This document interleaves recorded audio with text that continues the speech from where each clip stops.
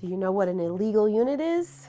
Well, in Rhode Island, New England, we have lots of multifamily properties, and a lot of times there would be a huge walk-up attic or a basement that people would turn into another unit and maximize their rental income by renting those units out.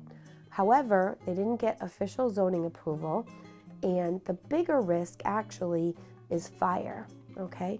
So someone I know who's an official had their grandkids die in fire. And so we're extra sensitive to it because we know this person directly, and it's not only a factor of life and safety, that's the biggest. If you have an illegal unit in your building, it's going to be harder to sell. So you need to have the proper zoning for what you have.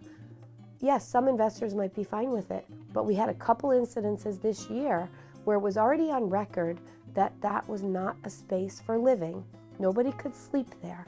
We had to lose the deal that we had first under contract and resell the house because the third unit was illegal.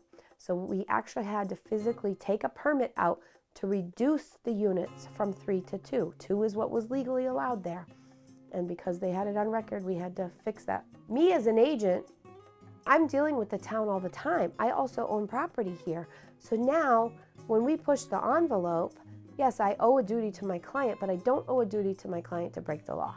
And so now I look bad with the city officials, and that doesn't help me in business. If you have an illegal unit, just know that before you try to list it, you might not be able to list it for as many units as you think. And remember, you do have an obligation to the life and safety of your tenants. So don't push that envelope. Sometimes it could bite you in the butt. Do you have a top tip to share? DM me and maybe I'll feature it on a future episode.